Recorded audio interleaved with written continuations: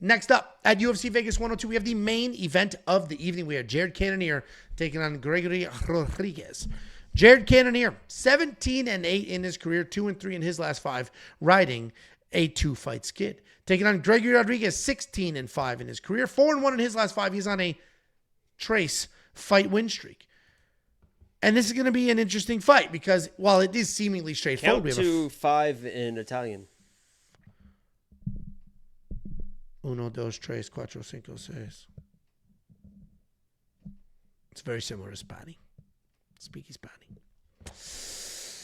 Jared Cannonier, you've been to my house where we played the Italian card game to set the mids. Anyway, Jared Cannonier, 40-year-old man, but damn, does this dude look good at 40. He's still fast. He's still powerful. He's still dangerous. He switches from southpaw to orthodox. He throws tons of kicks from both sides. He's got good grappling defense. He has a phenomenal resume. Only a few takedowns. He's only averaging 0.42 per 15 minutes, but he does have 5 takedowns in his last 3 fights. Seems to be evolving. He's coming off that decision loss to Kyle Barala where he was basically outstruck the entire time and then almost finished. He's taking on Gregory Rodrigues, Robo Cop. Well-rounded guy, striking power, BJJ black belt. And even though he has that BJJ black belt and he is more than capable of getting fights to the ground, he's really just using the wrestling for takedown defense and the jiu-jitsu for defense. And he's keeping fights on their feet and he's slugging it out. He's a big guy. He's got power, strength. He's a threat absolutely everywhere. But he is coming off that decision win over Christian Leroy Duncan where he said in interviews, I think I'm going to go back to my grappling roots. And then he did. He had 4 takedowns and 8 minutes of control. And Gregory Rodrigues looks like he's 40 years old, but he's not. He's 31. Jared Cannonier is the 40-year-old. And when you're 40 years old in this game, doesn't matter how hard you work, doesn't matter how great a shape you're in, things are going to slow down and things are going to change. The first thing that goes is the chin.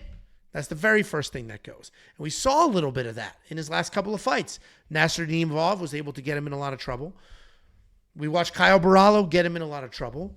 Then you start to have trouble with the cardio. That doesn't last as long. What?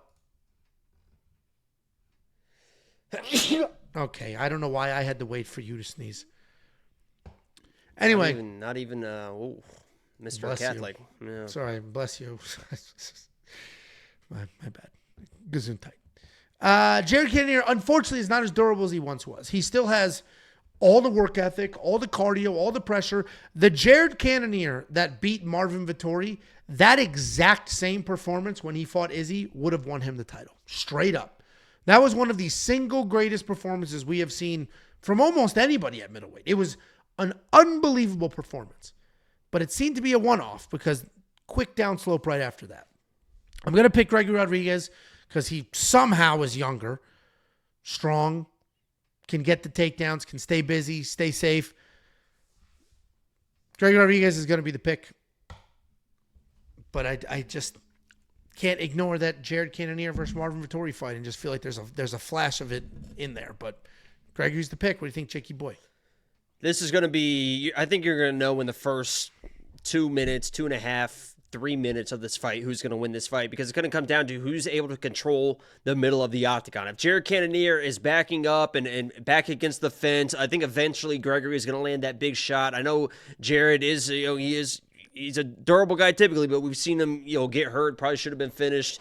And Gregory hits just as hard as pretty much anybody in this division. Not only that, but even against the fence, if you're able to withstand the striking, Gregory wants to go to the grappling. He can get takedowns even if you're against the fence, right? I know you have good takedown defense. You can split the legs, whatever. But he can get the single, switch to the double, do all the stuff, and get a takedown if he wants to. He doesn't need you to be out in the open. So back against the fence is a bad place to be for Jared. But it's also a bad place to be for Gregory because Jared, if he's able to own the middle of the octagon and have Gregory working backwards. Gregory is a completely different fighter working backwards than he is when he's working forward. If Jared's able to get respect early with something and is able to work this guy down and use that 5-round experience, even though you're 40 years old, you should be able to have the better cardio in this fight for 5 entire rounds. Get the respect early, have him working backwards. But unfortunately, I think Gregory's going to meet him in the middle. He's going to be the one getting the respect. Jared's going to be backing up. And unless Gregory is engaging in those kind of weird clinch positions against the fence where maybe Jared's able to throw one of those big elbows, split him open, something like that, or he's able to kind of dirty box him and make it kind of an ugly fight and wear down a guy like Gregory, I got to go Gregory. The only thing that really worries me is this definitely is the best fighter that Gregory has ever fought. There's no question about that. And if he comes in, like you said, he had a game plan for Chris Leroy Duncan, and he stuck to it. That's good. Because if he was like this cocky, up-and-coming 32-year-old and thought, oh, I'm going to smoke this old man, doesn't get it done in the first round and a half, and then you're like, oh, God, he's tired. Because if you're tired in the second round versus Jared Cannonier, you're going to be in big fucking trouble, especially if you try to start kind of desperate wrestling. You saw it with Derek Brunson with those big elbows on top. But I think Gregory's going to know, hey, 5 rounds. This is a veteran. I don't care how old he is. Let me pace myself, land the big shots. Gregory's got all the tools to win the fight. So I think unless something tragically goes wrong, Gregory should be able to win this fight.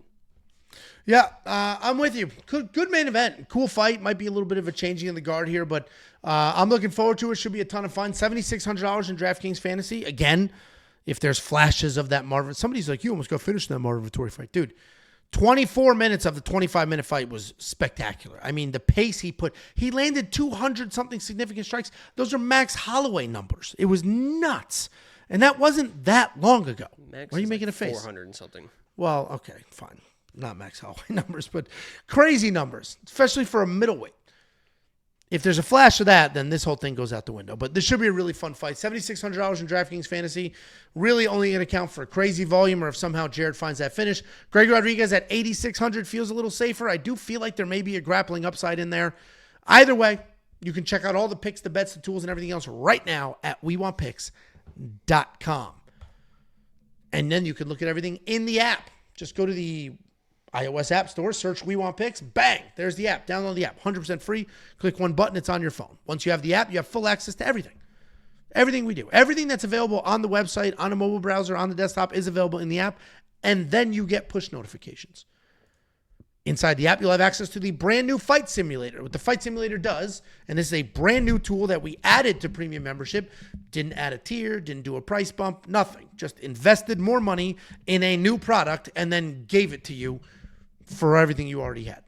And what the Fight Simulator does, it takes the fights, it brings in all sorts of data points like implied probability, historical grappling data, striking data, all that information, simulates the fights 100,000 times, and then uses the results. And you can use the results to build DraftKings fantasy lineups, which it's been doing quite well, place bets, or what have you.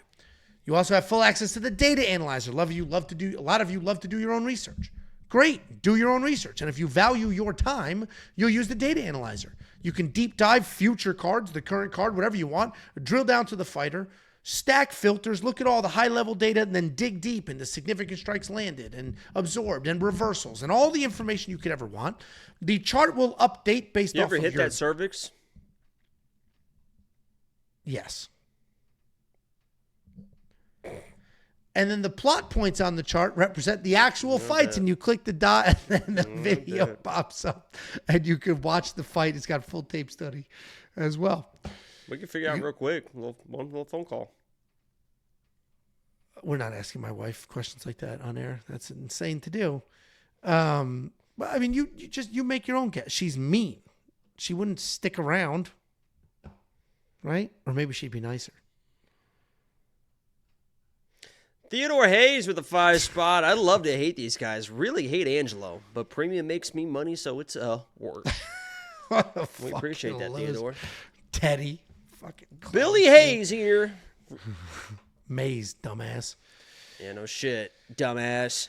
Well, you said Hayes. Line movement tracker. Yeah, I did it to be funny, dumbass. Yeah, that was hilarious stuff. The prop hunter. I laughed at it, dumbass. More than just me and Jakey Boy, you're going to get all of New Zealand's MMA cappers and an artificial intelligence giving you their picks, their bets, their tools, and their breakdowns, everything at WeWantPicks.com. Oh, Billy. That's just what it looks like Sam's doing. Click backwards. Look at him. Oh, Billy. Fuck was that? I had a wild picture, dude. Wild picture. Anyway, you want 50? A hippo sound again? I think that's what it is. Now do that, but take your right hand and, itch your left shoulder, and then do it. Why? Like the inside of your shoulder, like right here. I don't know what's happening right now, and I don't trust it. So we're not doing that, guys. That's the breakdown. Any last words for the people? All right. Good riddance. Thank you all. Long show. We appreciate you. Thank you for being here. Like, subscribe, do all the things.